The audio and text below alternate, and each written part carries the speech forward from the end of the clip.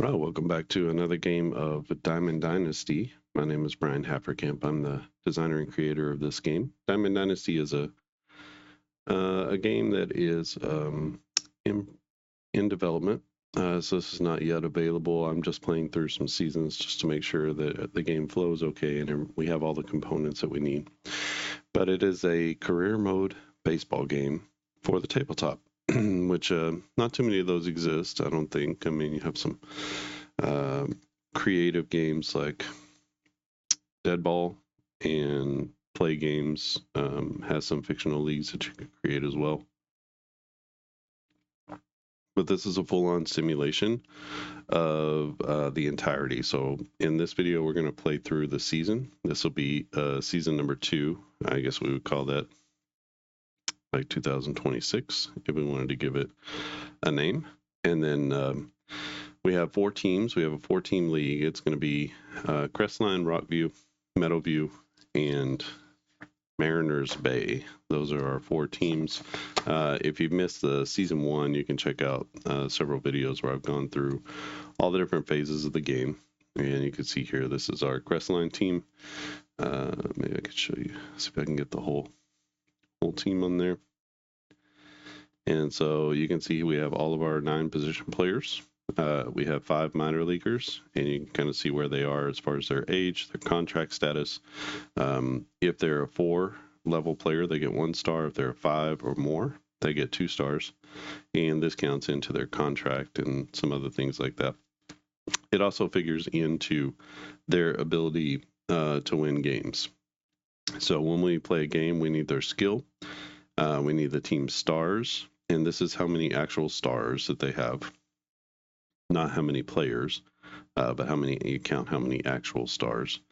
And then you can keep track of their average age and their contract. This is their, what do you call it, their payroll.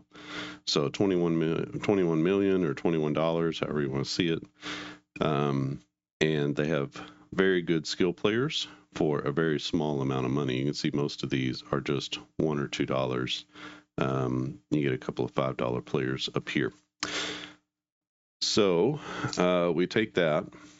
We're going to need to know this guy. So this is going to be important. So they have a 2-skill pitcher, which is going to give them an advantage in the game. So we need the team skills. We need the star power, which is the number of stars. Is it a home game? It is for Crestline. And then that leads us to our runs per game. So we have this runs chart. So you can see here our modified total is this together. So 30 plus 6 plus 1 is 37. And 37 falls between 32 and 40. So they are going to have a baseline of 4 runs per game based off of these statistics. For Rockview, they are not good. They have a 23 for their team skills and just a 2 for their star power. So you can see they fall here in the 3 runs per game category. So let's take a look at all the teams. So we saw Crestline. Let's take a look at Rockview just to get a baseline of the teams where they stand. They only have 2 star players, Andre Cooper and Alex Blanchard. Blanchard, a second-year man, a rookie, and Cooper was on the team from the first year. They have some rookies down here. They have Victor De La Fuente, who's a future star, and Fernando Zamora, who is also a very good player in center field. Now, Cooper is a 4, so he's one of their star players. He's kind of blocking Zamora just a little bit. We'll see what happens in the offseason there. But Hunter Delgado, Chris Vaughn, these guys are, I guess they're sort of blocked as well. Mark Fields is kind of, Malik Fields, is he going to do anything? Is he not? He's basically a first-year player. He was brought up from the minor leagues, but they are at a 23 there. I always want to say their budget, but their payroll is only $18. Another small budget team, but a better team overall, you can see Nolan Glass, super duper star, skill of 8, just in his in his veteran season, between his prime and veteran season. We got some nice three skill players here. Zach Cruz is a second-year player. He's already a 1-star. And then Zach Maddox, who they picked up off the scrap heap to be their pitcher. He pitched for, I believe it was Crestline last year, and didn't do well. He's just a 1-skill pitcher, which is really going to hurt you. He's going to have some good rolls and good luck to be able to help this team navigate through some difficult games. They have a couple of good prospects, Simmons and Edwards. Santiago, I think everybody's hoping and praying that Santiago that he does well in the minor leagues from a player development perspective, because they signed this guy. He's going to retire after the season. He has no choice. He's a 5 age player, their only old player. And so they picked him up thinking, well, we need a 1-year Band-Aid. All the available pitchers were 1s anyway, and probably weren't going to get any better. So they'll see how their starting pitcher develops down in the minor leagues, and we'll see if they have to go the free agent route again. But their hope is that he will be a good player for them. And then we have Mariners Bay. Mariners Bay won the regular season at 5-1 from season 2025, so the first season. They have only gotten better. They are 6 stars. They have 4 star players, the Freeman brothers, Chris and Mason. Mason, the younger brother, but the better, which often happens. He's not getting paid yet, but he will after this 2-year contract is finished. He took a big step forward in year number 2. And his big brother, Chris Freeman, already a 2-star player, came in as a 5-skill player.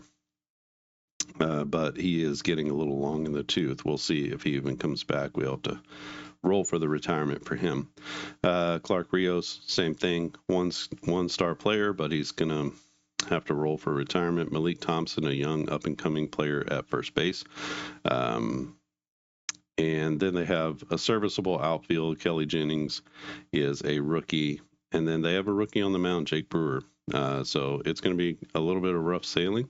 They do have a 31 for their skill and 6 stars. So they may be able to overcome what limitations Jake Brewer gives them on the mound. Or this 1-star rookie could be their undoing. They don't have anything better. Flavio Contreras is a 1 down in the minors, and he is a draft pick from this year. So it is worth noting, they do have $30 coming in from the previous season. Okay, so let's get this all squared away, and we will play our regular season. And we need to have, there are 2 parts to playing here. You can see first you need to calculate the modified total, which we've done, and then you compare that to here and you get your runs per game. We've already marked that for all of our games. Then we need to get the pitcher's skill value for each of the teams as they play. We're going to roll 2d6 dice, add the dice for a 2 to 12 result, and then we're going to check the pitcher effect chart, which you can see here. And the pitcher effect chart says on a roll of 2 to 12, and then we have our pitcher skill set here. So 1, 2, 3, 4, 5, or 5 plus. And let's say it's a roll of 4 and a 2-skill pitcher. So a -1 means whatever the opposing team's runs, baseline runs per game is, the final runs for the game is that -1. So if that was the case here, he was pitching for Crestline, 3 would become 2 for their final score. And so if you were to add runs down here, you would add that to this runs per game. So a +2 here would mean 3 + 2, and the final score would be 5. So that's how pitching comes into it. Pitching is vitally important. There has been a noticeable lack of development with pitching in the first 2 seasons here. No one has had more than a 2-star pitcher. Crestline leads the way with a 2-star pitcher, but everybody else has a 1-star pitcher. So it's going to be maybe some higher scoring games. We'll have to see about that, but a little bit odd. Normally, you know, when you first roll the players, you're going to get like a superstar type of pitcher, but that didn't happen. Everybody had 1s and 2s in the first season as well. Let me just lay out my teams here so that I can easily see their pitchers. I'm doing this quasi off camera. Okay, so now I can see everybody's pitchers very easily. Make sure we're all in line here. Okay, so our first game up is going to be Rockview at Crestline. Rockview, not very good. I apologize for that. Rockview, not very good, and they are going to be on the road. You can see Crestline already starts with a 4-3 advantage. I'll be rolling the 2d6 dice here. The red one we will read first. The white one will read second. It doesn't really matter because we're combining these two. So first player up is Crestline. They have Rolando Verduzco. He is a 2 pitcher, and we got a 4. 4 to a 2 pitcher is a -1, and so what we had predicted before actually came true. So that is going to be a 2 for Rockview. Rockview has a +1 pitcher. Everybody's +1 except that guy. 8 to a +1 pitcher is +2 runs, and so 6-2 is our final. As Crestline moves to 1-0. 0-1 for Rockview. Next up, Mariners Bay. So Meadowview's pitcher is a +1, or is a 1. His skill value is a 1. So a 7 is going to be a +1. So they go to 5 runs for the game. And Mariners Bay, it's Jake Brewer, the rookie, a 6. And he is also a 1 pitcher, but he goes out and he pitches average. So 5-3 is a victory for Mariners Bay. Week number 2, it's Meadowview at Crestline.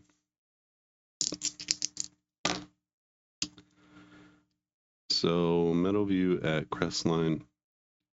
Crestline has Verduzco on the mound, a 5. To a 2 pitcher is a -1. So that'll be a 2 as he holds the Meadowview offense down. And we have a +1 pitcher. A 6 against the Crestline offense is going to be an average start. And Crestline is going to win this one by a score of 4-2. They move to 2-0. And Meadowview moves to 0-2. So I think it's really going to be Mariners Bay and Crestline fighting this one out for the championship. Rockview and Meadowview will be pulling up the rear. All right, so these two teams, we have +1 pitchers. For Rockview, it's going to be Zachary Hansen, who is a rookie pitcher. A 6 to a 1 is going to be a 0, so he doesn't give up anything beyond the average. And a 5 is going to be a 0 as well. So they hold serve, does Mariners Bay. They win by a score of 4-3. They move to 2-0. And Rockview 0-2. All right, this is the big one. Mariners Bay at Crestline. They got 1 in week 3 and 1 in week 6. So we're here. Mariners Bay is going to send up Jake Brewer, the rookie, and it'll be Rolando Verduzco, also a rookie, but a 2 skill pitchers. So a 6 is going to be 0. So the Mariners offense puts up Mariners Bay offense puts up 4. There we go. I'll get it out. And Mariners Bay a 6, also a 0. So we play to a tie after 9 innings, and we go to extra innings. So here we're going to read the red die as the visitor die. The white one is the home die, and whoever has the highest score is going to win. Okay, and it'll be the visitors. Mariners Bay take this one by a score of 5-4 in extras, as the first round goes to Mariners Bay. They move to 3-0, and Crestline moves to 2-1. All right. We got a couple of teams down here. It will be Zachary Hansen, the rookie for Rockview, going against Zach Maddox, the very, very, very veteran for Meadowview. So Hansen, a 6 is going to lead to a 0. So the Meadowview scores 3. A 5 for the veteran, and that's also going to be a 0. So we play to a tie here as well. Again, red die is for the visiting team, and it will be Meadowview who comes out ahead 4-3 in extra innings. So a good road win for Meadowview is going to take them to 1-2. Rockview is now 0-3. Week number 4. So we sort of flip-flop things through the week number 4. Mariners Bay is going to finally get some home games. Crestline will be at Rockview. Crestline Verduzco is going to go out there. He is a +2 skill pitcher. But for Rockview, it'll be Zach Hansen, the rookie. A 4 is going to be a 0, so Crestline scores 4. And for the young Verduzco, a 7 is going to be 0. So this one, everyone holds serve. Crestline wins by a score of 4-3. They move to 3-1. And Rockview goes to 0-4. Tough season for the Rockview Renegades. Meadowview at Mariners Bay. So sorry about that. You can't see it.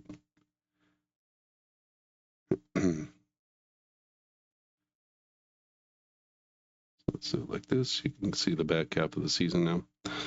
Meadowview at Mariners Bay. That's where we're looking.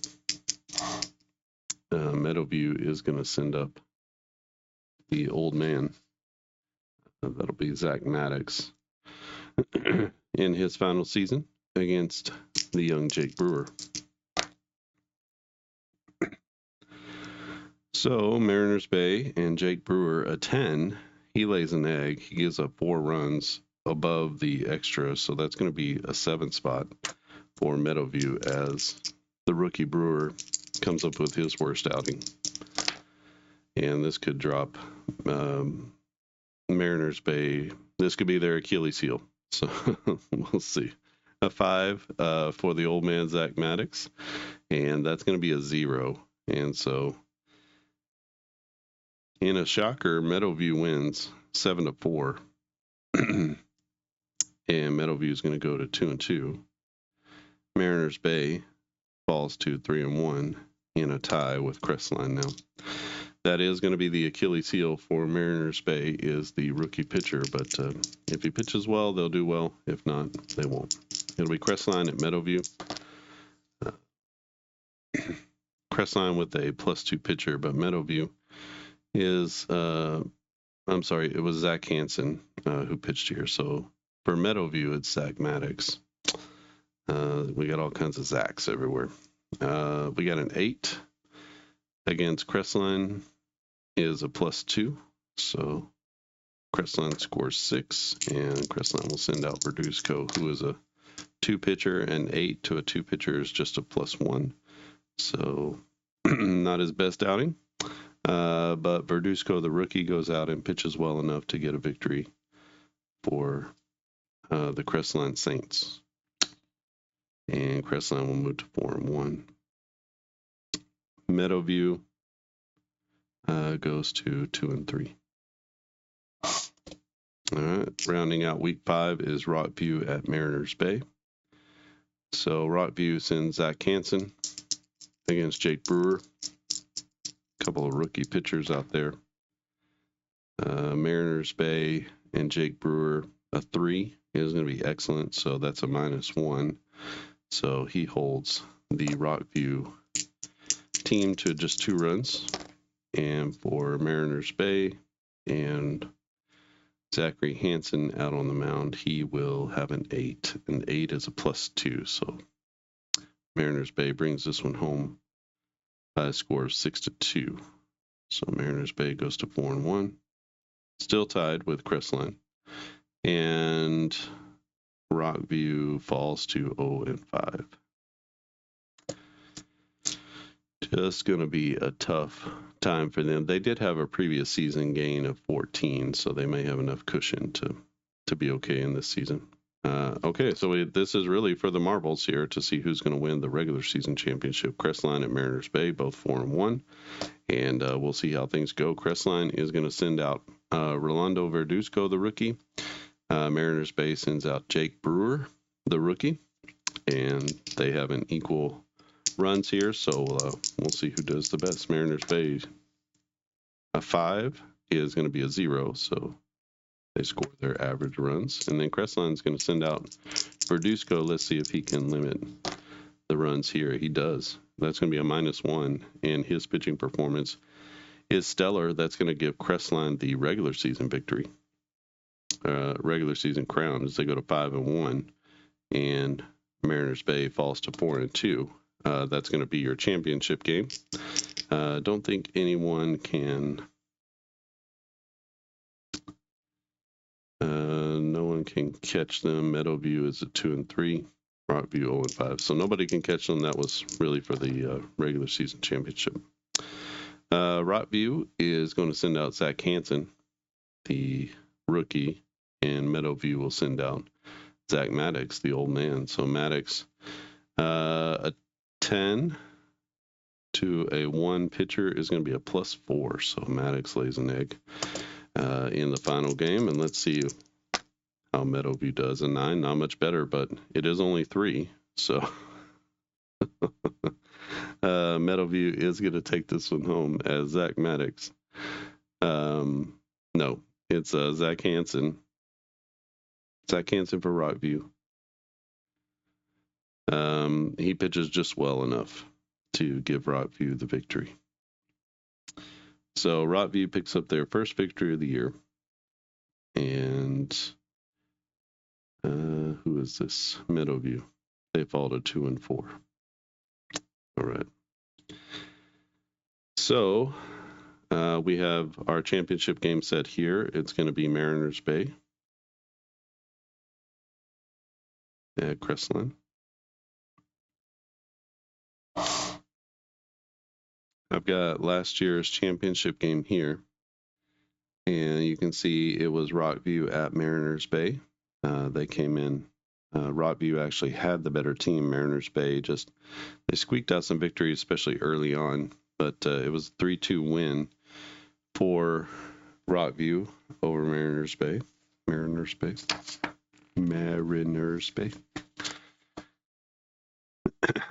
And now we got Mariners Bay trying to play the spoiler against Crestline. And so we basically have this 36 and 1. And then we have 31 and 6. So both teams with a 4 for their baseline runs per game. And Mariners Bay will send out the rookie Jake Brewer, and Crestline will send out the rookie Rolando Verduzco. So we'll do Verduzco first. He's a 2-skill pitcher, 2-rated pitcher. Oh ho ho! And he comes out and does the job. A 4 is going to be a -1 for a 2 pitcher, so he holds down the Mariners Bay offense, and we'll see if Jake Brewer can throw a gem. He's going to need to have at least Actually, the best that they can do is a tie. That's if he rolls a 2 or 3. It's a 4. Oh, man. And so they give up 4 runs, and Crestline is going to take home the championship. Mariners Bay now 0 for 2 in championship games, and it'll be Crestline bringing home the championship. So Crestline was 3-3 in the previous year. They go to 5-1 this season, and they will bring home the championship. All right, this is Diamond Dynasty, and that is the season play. You can see as we just completed the season. You can see there's 6 weeks of games, and I'm getting that from the schedule, which is here. So you can see that there is a few different types of schedules. I'm using the 4-team schedule because we just have 4 teams. But there's also a 6-team schedule here with a couple more rounds here in the playoffs. And then you also have an 8-team schedule with playoffs. So you can see that there. And then it shows you how to set up the playoff bracket. So 2 against 3, 1 against 4. Obviously, that's going to be 4 at 1, 3 at 2. And then the championship payouts are going to be a +3 bonus for the team that wins and a +1 bonus for the team that loses in the championship game. So Diamond Dynasty, it is a career mode baseball game. You can see this. That's with me talking through it and explaining everything has only taken 25 minutes or so. So the game plays pretty quickly. You can play each phase of the game in about a half hour, sometimes less. It only takes really about 15 or 20 minutes to do this. So I think you could do most of the phases in the game somewhere between an hour and a half, depending on how much you manipulate the teams during the off season. But playing is straightforward. Doing the financials is straightforward. That really just takes a matter of a few minutes. And so, the bulk of the game is going to be in the off-season phase where you're doing player development, you're switching around teams, you're drafting, you're doing the free agency. So that's going to take up the bulk of the time. But realistic scores here based off of pitching. So if you don't do well with your pitcher, it's going to be tough for you. You can see that Crestline had a 2 skilled pitcher, rookie. His name is Rolando Verduzco, and he has pitched very well. They drafted him straight to the team in the offseason, the last offseason. And everybody else had a 1 skilled pitcher, and it was just kind of rough for them. They didn't have a lot of games where they weren't giving up fewer than the baseline runs. So a really good pitcher can set a team up. And so you want to try to get those pitchers in best as possible. All right, if you have any questions or comments, leave them down in the comments section. If you are interested in trying out this game, I do need a few testers, serious testers, who are going to play it. They're going to give me straight up feedback about what can be changed or made better. I don't think the feedback loop is going to be super big or long on this one between the time when I have people test it and it goes to print. So my plan is to have this as a printable game and also as a printed game. So I'm going to have to do some work on that to try to set that up. I usually use the Game Crafter to do that, and maybe there can be a book that just kind of has all the charts and everything that's necessary to go through the off season and to do all the different things. It'll have the schedule in there, so you can just kind of see the schedule and open it up to that whenever you need to. If you have any questions, again, just leave them down in the comments section or send an email to clarkandaddisongaming@gmail.com. Definitely open to talking about this game or what can be added or subtracted. I'd like to add a trading module at some point, and just kind of need some help thinking through what that might look like and what we would need as far as a component to be able to do like a mid-season trade deadline after week 3 or something like that.